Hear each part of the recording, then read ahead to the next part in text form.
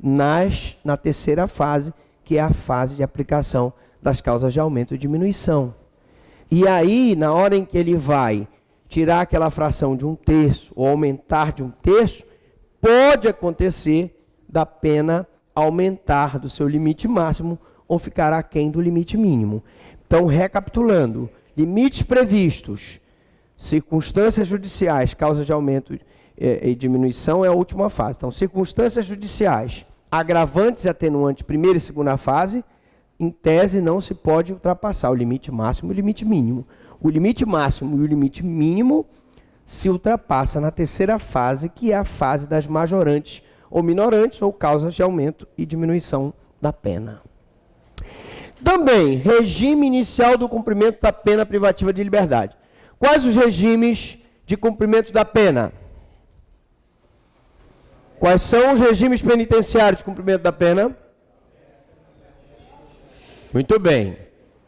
Fechado, semiaberto e aberto. Muito bem.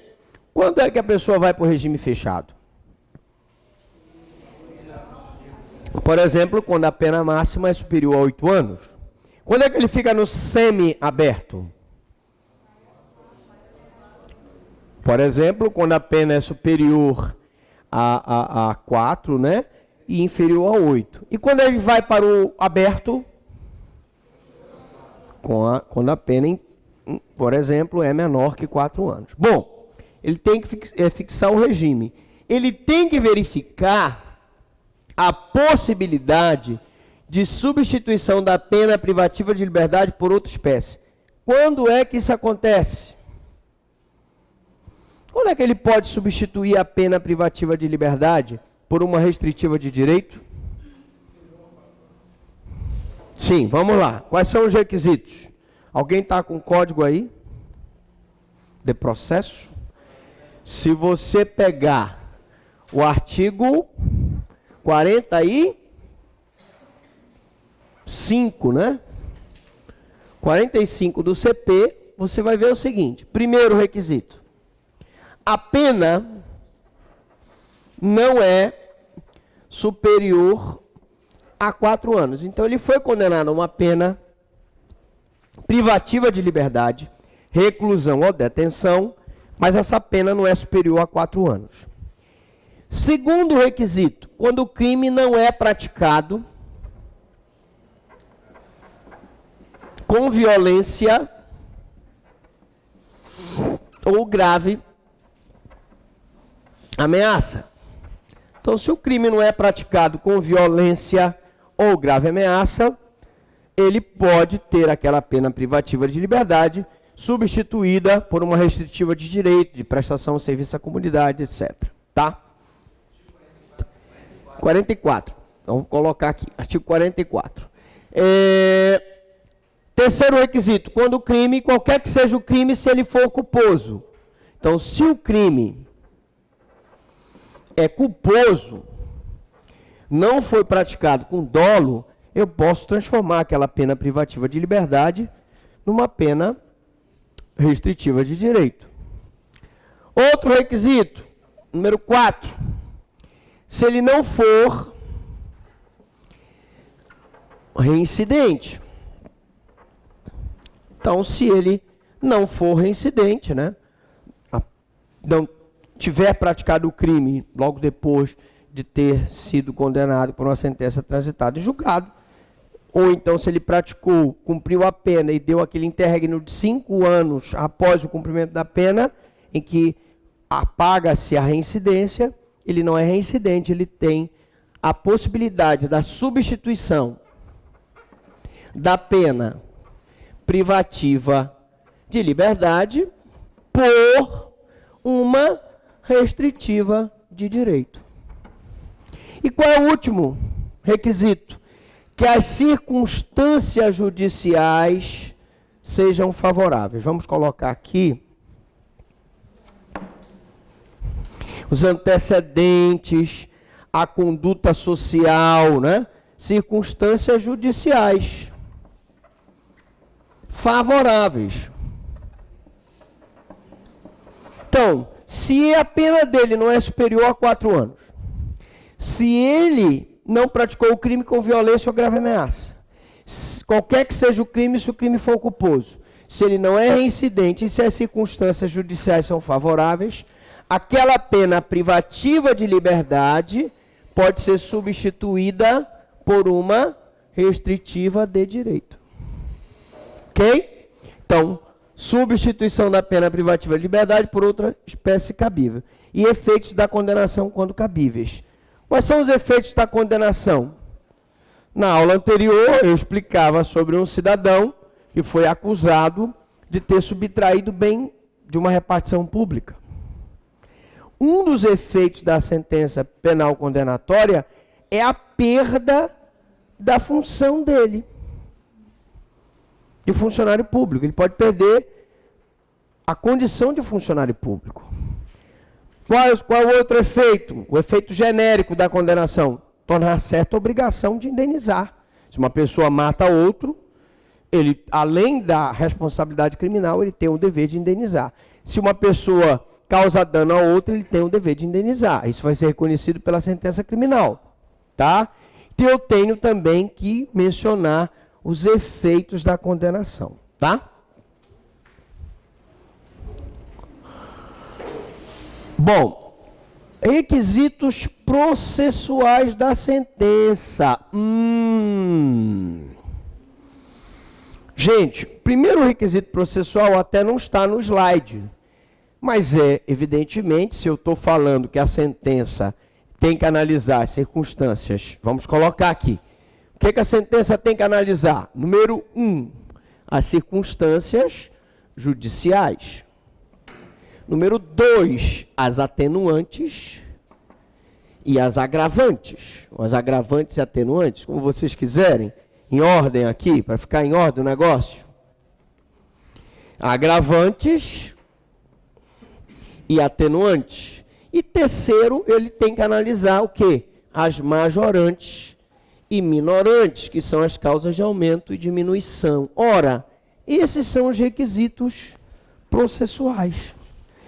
Circunstâncias judiciais, menção das circunstâncias agravantes, menção das circunstâncias atenuantes, menção de outras circunstâncias, e duração das penas acessórias previstas em leis especiais.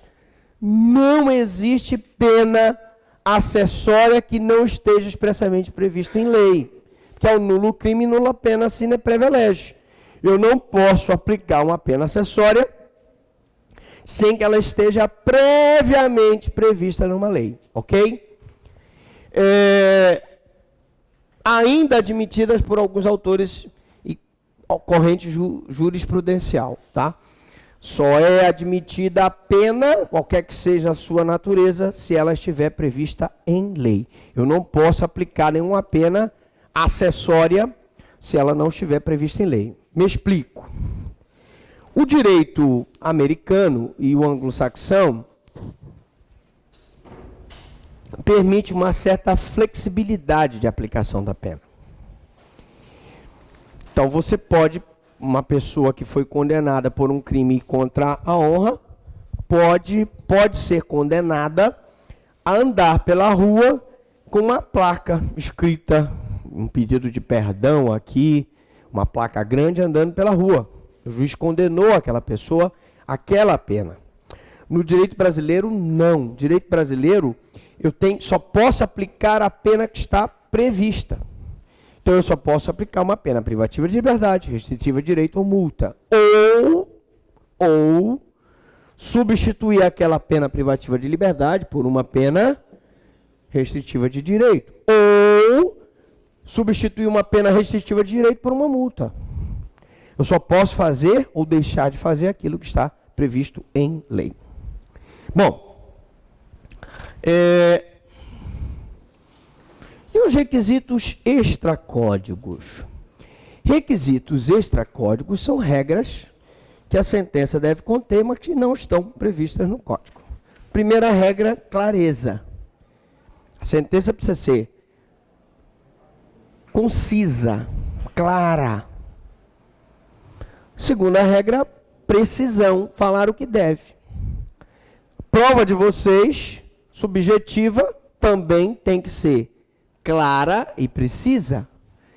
Eu preciso responder concisamente aqueles questionamentos. Provas subjetivas devem ser assim. E eu só devo falar o que eu devo. Não devo falar mais do que aquilo que seja necessário.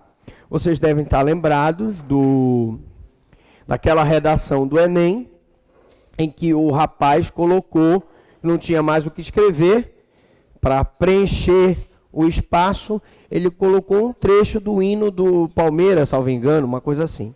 Ora, não tem nada a ver uma coisa com a outra. Se vocês forem fazer uma prova subjetiva, não deverão falar o que vocês não devem falar. Sejam objetivos, sejam concisos, claros e com precisão responda e fale o que você deve. O que você não deve, não se deve falar.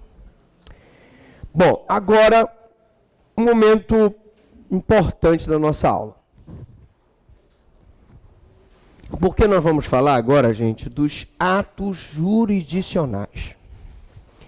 Atos jurisdicionais. Então eu tenho os despachos de mero expediente, que são aqueles que se destinam a movimentar o processo e são de um dia. Vejam que o despacho de mero expediente, ele não decide nenhuma questão do processo.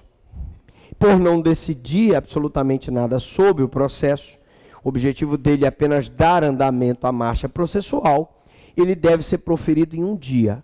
Mas você poderá me dizer assim, bom, professor Franklin, mas se ele decide em um dia, ele decide alguma coisa, por exemplo, o juiz pode dar um despacho de mero expediente, pedindo, por exemplo, para que o escrivão numere as folhas do processo.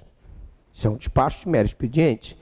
Mas a numeração das folhas do processo tem alguma coisa a ver com uma decisão da causa? Não.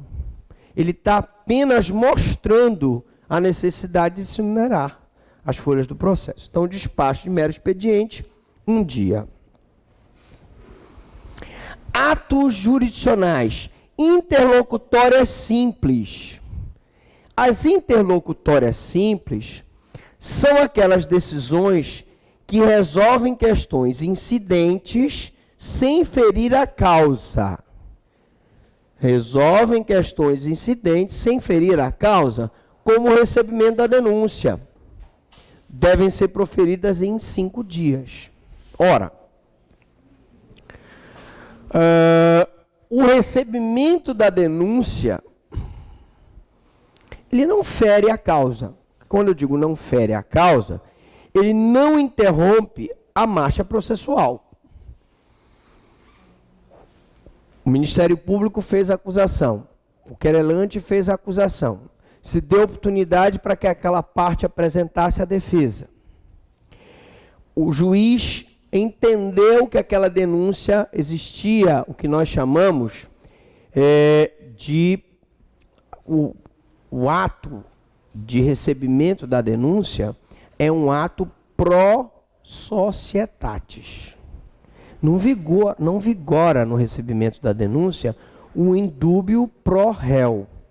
Vigora um indúbio pro societatis. Ou seja, em prol da sociedade eu recebo aquela acusação para instruir aquele processo para saber se aquela pessoa é ou não responsável por aquele crime. Então, o recebimento da denúncia não fere a causa, não está analisando o mérito ainda. Ele está apenas dando oportunidade para que contra aquela pessoa seja movido um processo. Beleza? Prestem muita atenção. Interlocutórias simples resolvem questões incidentes sem ferir a causa. Recebimento da denúncia e devem ser proferidas em 5 dias. Elas são simples, interlocutórias simples, né? Despacho de mero expediente 1 dia, interlocutórias simples 5 dias.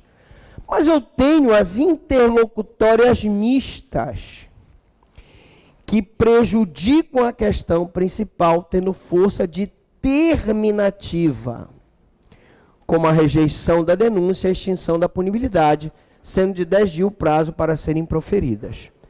Por que uma decisão de extinção da punibilidade pela prescrição, pela decadência, pela anistia, pela morte do agente, ela é uma decisão interlocutória mista, porque ela prejudica a questão principal. Se eu decretar num processo que aquele processo prescreveu, acabou. Eu prejudico a instrução processual dele. Eu não vou nem para a instrução processual. Já está prescrito, não tem como o Estado punir aquele cidadão. Então, a interlocutória mista tem essa peculiaridade. Ela prejudica. Rejeição da denúncia. A rejeição da denúncia prejudica o segmento do processo, da causa principal. Da rejeição da denúncia cabe recurso em sentido estrito, mas a rejeição da denúncia é uma interlocutória mista. E por ser mais complexa, ela deve ser proferida em 10 dias. E as interlocutórias mistas são chamadas no processo civil e no processo penal de terminativas. São aquelas decisões que, embora não julguem o mérito da questão, julgam questões preliminares, incidentes, exceções que acabam por prejudicar a questão principal. Se você decidir pela ilegitimidade de parte, se você decidir pela litispendência, se você decidir pela coisa julgada, você prejudica o julgamento da causa principal. Então, ela tem força de terminativa. Ela termina aquele processo sem necessariamente analisar o mérito dele, a causa principal. E, finalmente, as definitivas, sim, essas sim, que põem fim ao processo solucionando o mérito com as sentenças condenatórias ou absolutórias. As definitivas são diferentes das terminativas. As definitivas apreciam o mérito. Vão se basear na instrução processual. Vão se basear no depoimento da vítima, das testemunhas, dos exames periciais, para chegar a uma condenação, uma absolvição sobre aquele. Porque o sentido do processo penal é julgar se aquela pretensão punitiva é ou não é procedente.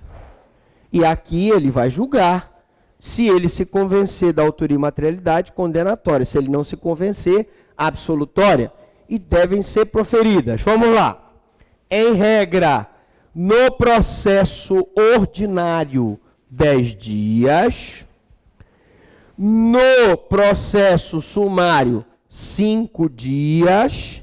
E imediatamente após os debates orais na audiência de instrução e julgamento, no processo sumaríssimo dos juizados especiais.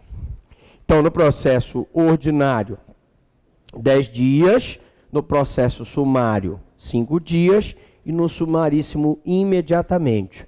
Como nós vamos ter oportunidade de ver, quando nós falarmos de processo sumaríssimo, a audiência do processo sumaríssimo, ela é uma audiência concentrada, em que todos os atos processuais são praticados numa mesma audiência. Então, eu tenho a oitiva da vítima, das testemunhas, o interrogatório do acusado, debates orais de 20 minutos para a acusação e 20 minutos para a defesa. Após os debates orais, o juiz deve proferir a sentença. Lógico, você vai me dizer, mas isso não acontece. Eu já fui para uma audiência do juizado, em que o juiz marca 10 dias depois ou mais para que ele possa prolatar aquela sentença. Mas há quem também prolate aquela sentença no mesmo dia. Nós tínhamos um juiz lá do juizado lá de Ananindeua, que ele ficava até 9 horas da noite, mas as partes já saíram com a sentença no dia da audiência. E é o certo, é o que o processo sumaríssimo pede. Então, recapitulando, decisões definitivas, 10 dias no processo ordinário, 5 dias no processo sumário, e imediatamente após os debates orais no sumaríssimo. Na próxima aula falaremos sobre sentença e coisa julgada, parte 2. Alguma dúvida, alguma pergunta?